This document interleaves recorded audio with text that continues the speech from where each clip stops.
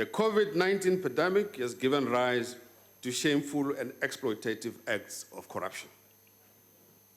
This has overshadowed our collective achievements in saving lives and supporting livelihoods. We must continue our efforts to defeat the corrupt and plug the loopholes.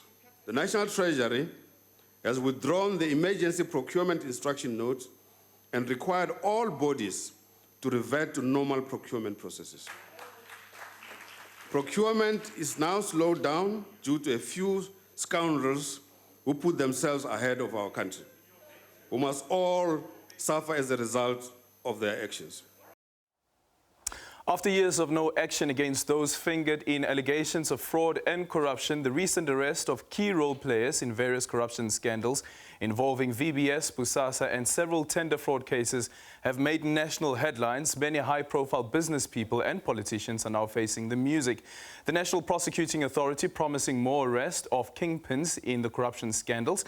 Good evening and welcome to Unfiltered. I'm Aldrin Simpier and you're watching Unfiltered on the SABC 3 as well as the SABC News Channel 404. Tonight we discuss the ongoing arrest by NPA, the demerits of announcing arrest before they are executed. We ask you, is the wheels of justice finally returning to rid the country of corruption? Remember, you can join the conversation via our social media platforms using the hashtag SABC Unfiltered. My guest this evening, the former NDPP advocate Bulelani Ngcuka, is joining us for this conversation. Wayne Duvenage, Outer CEO, former political editor and now founder of Vutivi Business News, Muponi Malifani, will join us a bit later on, as well as SABC political reporter Samkelo Maseko. Let's start off this conversation by introducing Advocate Bulelani Ngcuka. Good evening and welcome to Unfiltered. Let's start off here. There has been a lot of criticism around these Hollywood-style arrests. Just your take on this, and also juxtaposing this to the period when you were NDPP, because some people say that that's when it all started, really. Good evening, sir. Indeed, that is so. We started this during my time. And as a matter of fact, the first case we handled was a case of a hitman who was involved in a number of murders in East London. And the case was referred to us by the then Minister of Transport, Dala Umar, who told us that the police in the Eastern Cape were probably in cahoots with all these guys, and there had been no arrests. There have been more than 5 murders in the taxi violence, and that we had to investigate the case. We did that. We discovered indeed that this fellow was known by everybody that he was involved in these cases, and that he had not been prosecuted, he had not been arrested, and he thought that he was above the law. We then decided that we must go and arrest this fellow and must demonstrate to everybody in the area that he's not above the law. That's how this thing started. And when we arrested him, the arrest was met with approval by the cross-board of the people in the area. And we were fortunate in that that fellow was sentenced. He got about 5 life sentences. That's how this thing started. And it was very effective. And I believe it still is. When you say that it was very effective, what measurements are you using? What's the matrix there? Firstly, it sent a message to the people that no one is above the law, and that those who commit crime, we are going to arrest them and bring them to book. So it gave confidence to the ordinary people on the ground that there were no ones who were above the law. That's the first thing. Secondly, it serves as a deterrent, because you know that if you commit crime, you're going to be arrested. And in all probability, you are going to be shown on television. Everybody is going to see you being arrested. And you think twice before you commit the crime. I guess with what you've just said now, that means that you are in support with the re-emergence of this Hollywood style. Oh, totally, 100%. Totally so. Yeah. I mean, all of us who have been complaining here, all of us in this country have been complaining that the law enforcement agencies have not been taking action, that people are not being arrested, that we want to see action. And when we do see action, people have applauded the action that has been taken by the NPA recently. And they like the fact that you see all these cars being taken in broad daylight, and you see what people have been doing. You know, it's very important that this must be seen to be done. Okay, this must be seen to be done. Just before I bring in Wayne into this conversation, the Secretary General of the ANC, for instance, he has spoken against this, what's termed this Hollywood style of arrest. And there's also the position of some who are arguing that what happens to innocent until proven guilty? Because once you take that particular stance that says that we must parade those who are arrested, it creates the impression that these people are already guilty. Hi, Advocate, did you get that question? I didn't get the question. Okay, I was saying... I lost you. You were saying the Secretary General of the ANC, yes? Yeah, so the ANC Secretary General, Ace Magashule, has spoken out against this Hollywood style of arrest. And there are other pundits who are arguing that what this does, it flies in the face of innocent until proven guilty. It creates an impression that these people who are being arrested are already guilty. No, that's not the case at all. It's very interesting, Adrian, that the person who coined the term Hollywood arrest was the then Secretary General of the ANC, Kgalema Motlanthe, when we were in office. At the time, he didn't like what we were doing, particularly the investigations that we were conducting against the then Deputy President Jacob Zuma and Minister Mek Maharaj. That's when they started to complain about these Hollywood arrests. That's when the term was coined at the time. No, there's no such a thing. Let me tell you this. The arrest of the person is part of the criminal process, the criminal trial. You start with the arrest and then you proceed to the trial. The trial itself is open, right? It's not done in secret. So why should you arrest in secret? There is no presumption. You tell the people that we are arresting these people on these allegations. You do it in public and let the people see what is being done. Because the trials themselves are open to the public. Okay, Wayne, let me just quickly get your take on those arguments that have come forth around this Hollywood style of arrest, but also what Advocate Bulelani Ngcuka has pointed out, that people want to see action.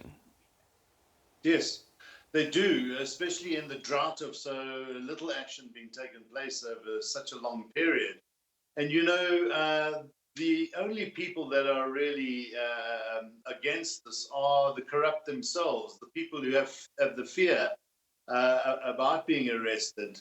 I'm quite sure that the NPA and the criminal justice system has done their homework. They don't just willy-nilly go around arresting people. And as Bulelani says, this is the start of the process. Today, cameras are everywhere.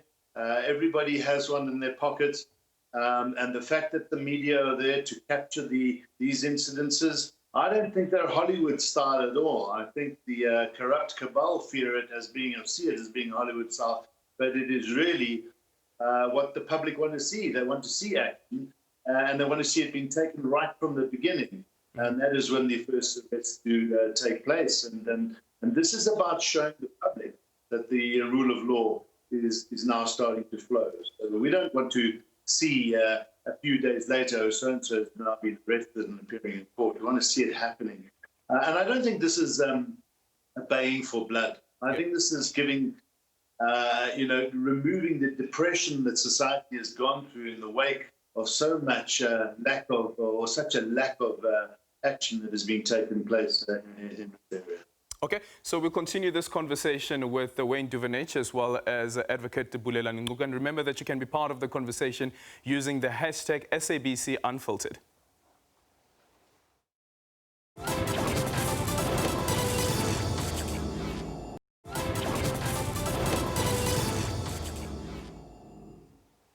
Well, welcome back to Unfiltered with me, Aldrin St-Pierre. This evening, we're in conversation with the former NDPP, Advocate Bulelani Ngcuka, as well as Wayne Duvenage, Outer CEO. And as I've indicated a bit later on, we'll be joined by former political editor and now founder of Vutivi Business News, Muiponi Malifane, and SABC political reporter Samkelo Maseko. And the focus this evening is around the arrests that we've been seeing that have been conducted by the Hawks. However, though, also focusing on the so-called Hollywood style. Advocate nearly said Advocate Ngcuka. Advocate Bulelani, what you mentioned earlier on around the former President Kgalema Motlanthe saying that this was a Hollywood style at the time while he was still the Secretary General of the ANC. What was your understanding of why that was an issue for the ANC? No, it was the same thing as it is now, that they did not like the idea that we will arrest people, and when we do so, we went there with the media. They used exactly the same arguments that are being used today about this issue of presumption of innocence. Mm-hmm. And I don't buy that argument. I didn't buy it then, I don't buy it now. Mm-hmm. Because we don't say when you arrest people that you are now being convicted, not at all. Mm-hmm. There is no reason why you should arrest people in secret. Why must you do that? Mm-hmm. When you effect an arrest, you're acting on behalf of the people. The power to arrest derives from the law that is passed by the people. And therefore, the very people on whose behalf you are acting must know what you are doing. Yeah. Why must you hide it? Yeah. So what we've seen as well, so as I say, I don't buy that argument. I didn't buy it then. I don't buy it now. Yeah. I don't know if with following the news right now, the argument that some are also putting forward is that it would almost seem that those who are being paraded in the media are black people. Well, what if it's the black people who are committing corrupt acts? You're not going to use this argument hiding behind color of the people. They must not do wrong things if they are black people. Mm-hmm. Okay, and Wayne, just your take on... If you commit crime, whether you're black or white, don't say, no, arrest me because I'm black, therefore you must arrest me in secret. No, that doesn't fly. Okay, Wayne, just quickly your take on that, because that has been an argument that has been pushed as well, that it will seem that the Hawks are targeting black individuals. Look, I certainly do not think that the Hawks or the NPA are excluding white people from their actions that they're taking. I think they're addressing corruption, and whoever's caught in the wake of that or in the firing line are being handled and dealt with. I don't think this is a race issue. I cannot see how the criminal justice system filters out or sifts out based on race. I just don't buy that. Mm-hmm. It might appear that this is happening, but I cannot see it that being a reality. Would you say, though, that the intention behind it could also be to cast aspersions against the Hawks as well as the entire criminal justice system, that it is targeting only black people? I think so. I think these are smoke screens and attempts to, throw the scent of the arguments in the wrong direction. This is really tactics to slow down the process and to question and put in people's minds doubt about what is actually happening here. What is happening is that the criminal justice system, which has been inactive for so long, is now starting to get traction. Mm-hmm. And they're going after people who have been with their hands caught deep in the cookie jar. And that's it. I don't think it's based on anything else. Okay, let's bring in Muiponi Malifane into this conversation. Good evening, Muiponi, and welcome to Unfiltered. During the time you were working in the political space, this is now during the time of the Scorpions, the sentiments that you got from politicians at the time around the so-called Hollywood-style arrest? At the time, it was mentioned by former AG of the ANC, Kgalema Motlanthe, to say there is a Hollywood style of arrest. But if we were to bring it to today, I think we need to focus on the road and the people that have been arrested so far. do we really say there has been the Hollywood style? I don't think so. We need to look at the KZN head of provincial, I think it's the police, the way she was arrested. Yep. There was no Hollywood.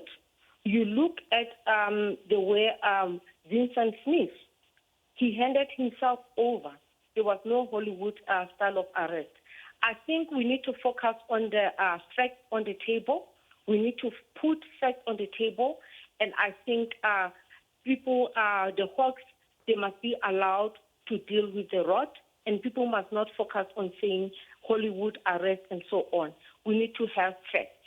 Okay, so we need to have facts, and when we come back, we also move into the conversation around the prosecution. So people saying that arrests are not enough, there's also the prosecution part. So having to prove beyond reasonable doubt the case.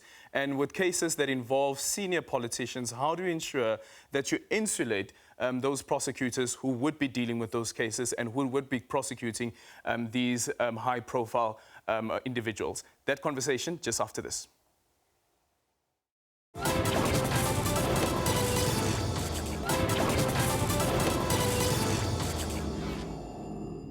And welcome back to Unfiltered. Let us go straight to Advocate Bulelani Ngcuka. Let's start off here with the prosecution now itself. And how do you ensure that you insulate the prosecution itself so there is no political interference? And I asked this question also on the basis of allegations that had been leveled at you and the accusations that you had this conversation with Leonard McCarthy at the time, and which led to the spy tapes, which would eventually lead to Mkotedi Mthe at the time dropping the corruption case against former President Jacob Zuma. Yes. So what is the question? So the question is around how do you insulate the prosecution itself so there is no interference or even reference to interference? No. You know, Arjun, firstly, there was no political interference in the discussion that I had with Leonard. Let's get that clear. The decision whether to prosecute or not prosecute Jacob Zuma and when to do that was taken by Mokotedi Mthe. Yeah. And was not influenced at all by the conversation that I had with Leonard, because that conversation took place after he had taken the decision. So let's put that in context. Mm-hmm. The question is this. Prosecutors will always be put under immense pressure by a number of interests, be it political, be it business interests, everywhere. That's something that comes with the territory. As long as once you begin to act, you are going to be subjected to pressure. And the prosecutors must know that. And invariably, the people you appoint to do those cases are hard-nosed prosecutors who are able to withstand the pressure. Okay, sorry, Advocate Ngcuka, just quickly need clarity on this. Are you saying that the conversation that you had with Leonard McCarthy happened after Mthe had already dropped the charges? I understand that the charges were only dropped back in 2009, and the conversation that you had with Leonard McCarthy was back in 2007. No, okay. I am saying the decision when to proceed with the prosecution was taken by Mthe before I had a conversation with Leonard. That's a matter of public record. Mm-hmm. And therefore, the conversation I had with Leonard had nothing to do with the decision that was taken by Mthe. Mm. That's a fact. Yeah. So, coming back to the position that you're talking, there will always be pressure on the prosecutors. People will try their level best because all they want is not to be prosecuted. So unless people don't live in this world, that's when you can say, no, people are going to be insulated. It's not going to happen. It never happens anywhere in the world. Prosecutors are subjected to a lot of pressure. Yeah. And they must just know that they must take their decisions without fear or favor and without prejudice. That's the requirement. That's what you must do. Okay. You know that when I was taking those decisions involving all these senior politicians, there was a lot of pressure that was put to me, to the extent that sometimes I was even called as an apartheid spy. But those are things that are going to happen once you begin to act against the powerful. You must just know that. Okay, and when we come back, we're going to touch on some of those, and remember that what we've seen as well with the inquiry into what was happening at the NPA as well. We've heard of this political interference, and now you're seeing that the NPA is actually acting against those who are accused of corruption. But how do you ensure that that particular prosecution is not tainted and it does eventually lead to a successful prosecution? We say goodbye to our SABC 3 viewers, but the conversation continues on the SABC News channel.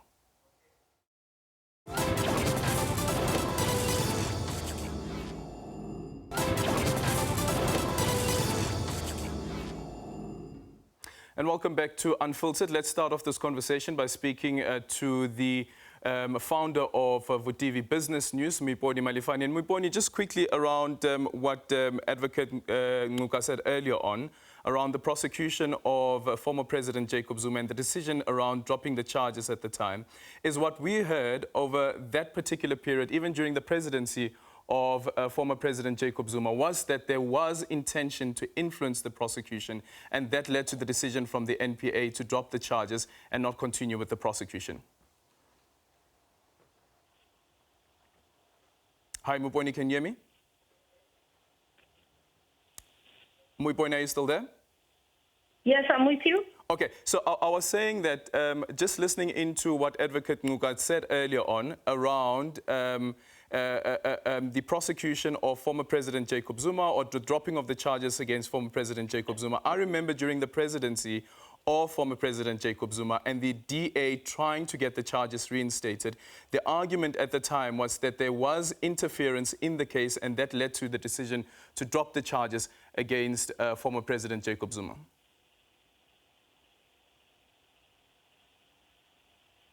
Hi, Moiponi? What is the question? I can't hear you. So I'm saying during that particular period, speaking about political interference in criminal prosecutions, because that is the accusation that was made at the time. What's your take on that? You know, I think we need to move on, Aldrin, as a nation, because what I feel is like we are still being stuck in the past. Mm-hmm. At the moment, we are dealing with different kind of state capture. Yep. There are facts on the table, and people are trying to go back and say what happened then is going to happen even now. Mm. And earlier, the question was around Hollywood style of arrest. Yeah. We look at even how Bongani Bongo went to court. Did you know that he was going to appear in court? We didn't know. But people who are in the wrong, they are trying to bring back the past. I think as a nation, we need to move on. Mm. I think we have to learn. And to talk about the past, that will not take the country forward. What has to happen is what's happening now, even at state capture, even the lady that was testifying today at state capture, is it what, as South Africans, is it what you want to identify with? No. The facts must be put on the table. Mm-hmm. What happens then is beyond us. We need to move on. Okay, so the facts must be put on the table. Wayne, your take on this, in that we can say that, as Moiponi is saying, that let's move forward. However, though, there were mistakes in the past that were made, and that's the reason why you never had the former president appearing in court, and you had the Democratic Alliance pushing and pushing for the president, well, the then president, to appear in court. So there were mistakes. And what is it that we can learn from those mistakes that were made in the past? Well, I think that there needs to be no political interference and that the facts need to be clear. And that's why prosecutors have a tough job, because so much gets in the way of gathering the facts and from the investigators. Together as teams, they need to put together very strong cases. And we see that there's often a lot of interference. So what we want to see is the rule of law allowed to flow unhindered, without the barriers and the hurdles that are put in the way. And certainly what we don't want to see is the political interference, which is what we saw during the Sean Abrams era. It was just so obvious that nothing was happening where it should have been happening, and so much was happening where it shouldn't have been happening, just to the public, you know. And we're we're not fools as society. We watch independent media. We understand the past history of many of these cases and what's been happening. And so that was a farcical period. What we are seeing now is the rule of law flowing, but it is still being hampered. It is still, and you saw recently the Estina matter that had to be pulled back because there were mistakes being made. There wasn't enough diligence and homework being done, and you're not allowed to try cases twice. So I think it's more important to do the case properly, even if it takes a bit longer, but have these cases flawlessly put forward to the prosecuting authority. Yeah, because then you have the likes of Duduzane Zuma, for instance, who's arguing that, sure, the NPA said they would be prosecuting me and nothing happened. Yeah, exactly. There was no follow-through in the prosecution itself. Yes, yeah. So I think jumping the gun is problematic. Letting the cat out the bag. What we want is the prosecuting authorities to do their work without any fear, but without the interference that so often happens. And the politicians are looking over their shoulders, and everybody's trying to find out who's next. They don't need that. They need to get on with the job. And I think what we saw recently with the current Secretary General also harping on about this Hollywood style arrests, and that this is not Hollywood style. The fact is that cameras are going to be around, people are going to know what's happening, and they don't have to be filmed in that manner, as we saw with Vincent Smith and others. Hand yourselves over, and the police and the authorities do give them that opportunity to do so. And there's less Hollywood style. But around the world, we see the cameras capturing those who are being arrested for wrongdoing. Nothing wrong with it. Okay, Mubone, let me just quickly get your take on this. The NDPP making the suggestion that the NPA should be insulated, and the way of insulating the NPA from any political interference is establishing like a Chapter 9 institution. Do you think that that is the answer that could help insulate the NPA from political interference and the pressure that Advocate Nuka was speaking about earlier on? I think that can work, and it will make it to be independent. But what is important, like I said earlier, is to ensure that any case before them, they follow the processes and they make sure that people get arrested for what they have done. There is so much rot in the country, and if we're to focus on people talking about the Hollywood style of doing things, that will not take us anywhere.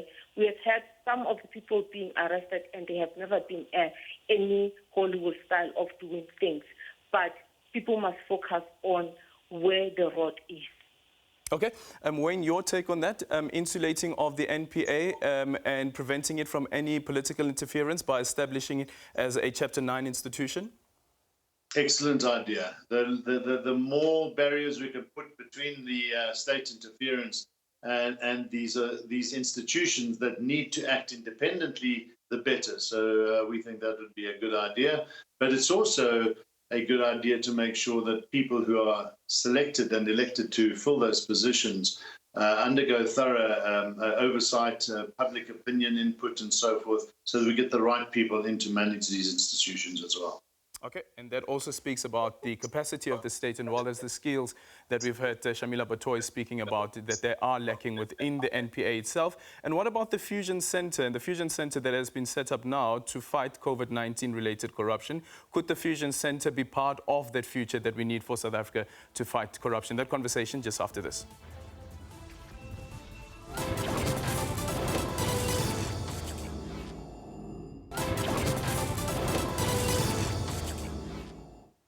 Okay, and welcome back to Unfiltered as we wrap up this conversation around the arrests that we've seen so far that have been conducted by the Hawks. But also important to this conversation is the prosecution. And there's also the Fusion Center that has been set up by the government. And of course, this has been set up to combat the COVID-19 corruption cases that we've currently seen. And just before we say goodbye to Mubone, I just quickly want to hear your take on this. Looking at the work that has been done by the Fusion Center, do you think that this is something that the country should be taking into the future? Hi, Mubone. Okay, Muiponi is gone. Okay, let's try Advocate Nguga, your take on the fusion center that has been established by the state and also how they are able to cooperate amongst the various institutions. Absolutely good idea. I mean, this is the concept that we piloted with the setting up of the Scorpions. You need to have a multidisciplinary approach when you deal with organized crime. And also to make sure that everybody, they work under one roof, so that you don't have people working in silos. And it helps a great deal. In fact, it assists in the investigation, and you can do it faster than you would ordinarily do. You are able to finalize the cases quicker, and you have the prosecutors working together with the analysts, and with the prosecutors being able to give guidance and directions in terms of what evidence is required to take the case to court.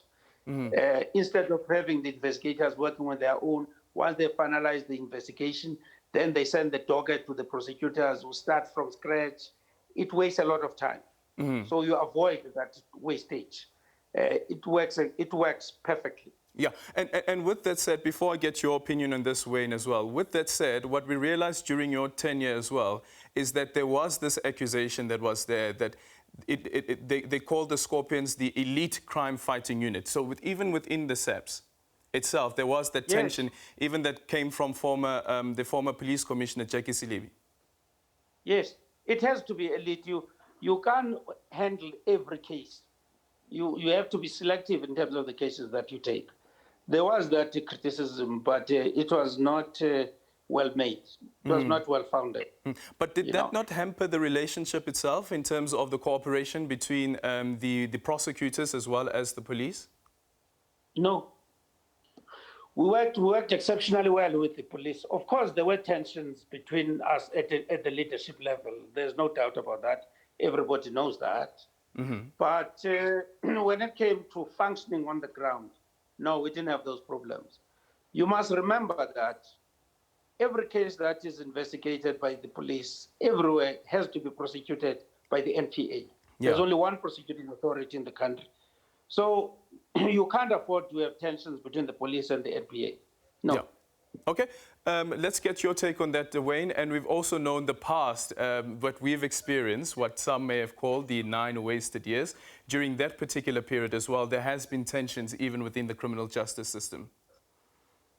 Yes, and that's what happens when there's a deliberate move to fragment these organizations so that the cooperation levels are reduced. You remember SARS for many years still had people trying to exercise their good work in uncovering corruption.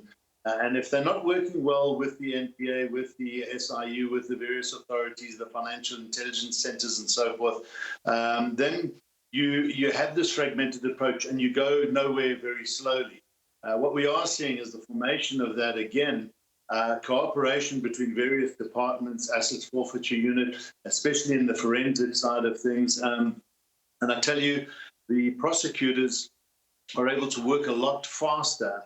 Information is able to be gathered a lot quicker and more robustly and more succinctly around the matter so that the cases become stronger. And if we see more of this, I think we will see a lot more arrests taking place across the board as opposed to the past where things were just not happening. Okay, let's bring in Samkela Maseka into this conversation. That is our political reporter here at SABC News. Samkela, just your take on the sense that you are getting from the various politicians now that we are seeing all of these arrests, as well as the prosecutions. Well, Aldrin, essentially what we are seeing is that there is some sort of panic, particularly within the governing parties, by some whom have alleged to have had their hands in the cookie jar. We have seen that there are a significant number of politicians and those who are associates of politicians who have been nabbed in the so-called Hollywood style of arrest, which was dubbed by then Secretary General of the African National Congress, particularly leading up to the 2007 Polokwane Conference of the ANC and just after the 2005 National General Council. at the University of Pretoria, that would be former Secretary General Kgalema Motlanthe.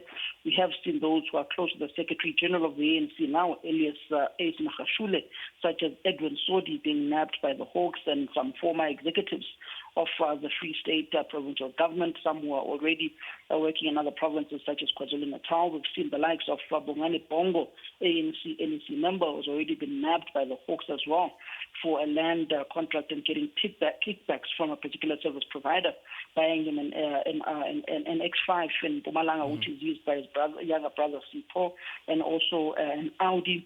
You've seen some high-profile arrests as well in other provinces.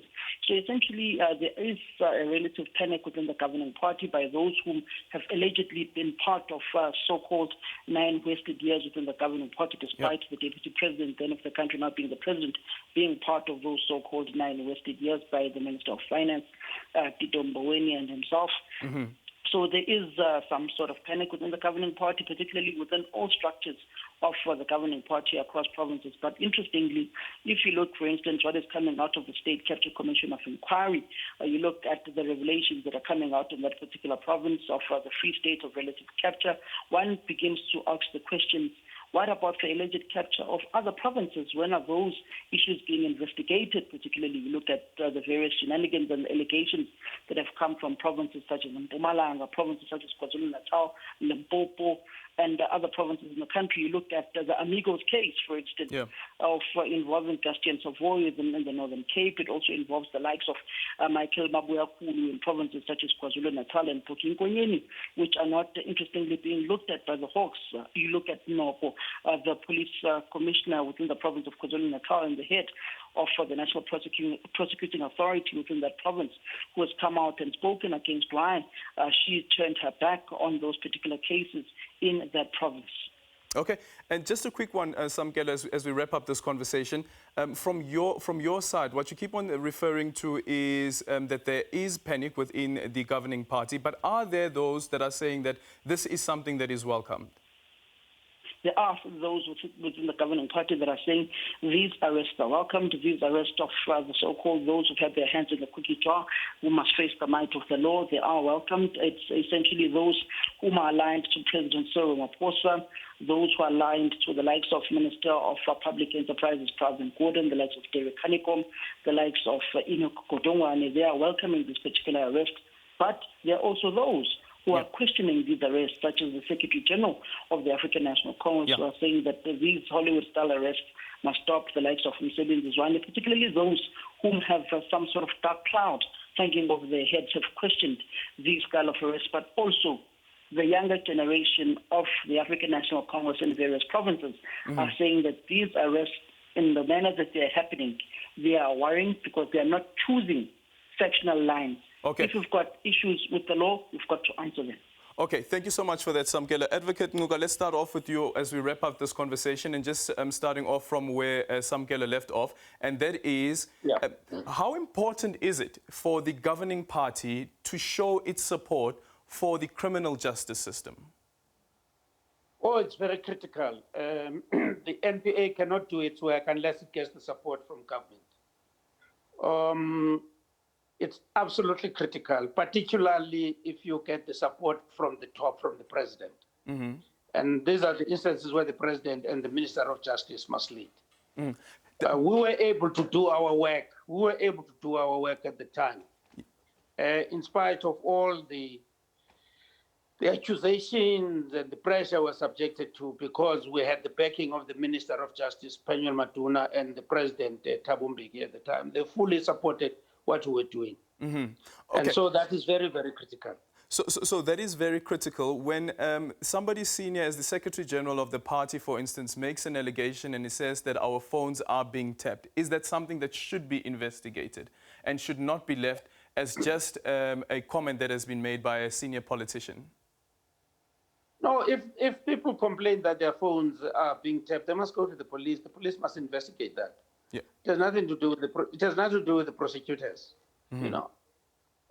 Yes, that must be investigated. Like everybody else who has a complaint, no one is allowed to tap the phones of other people. Okay. So those are things that must be investigated.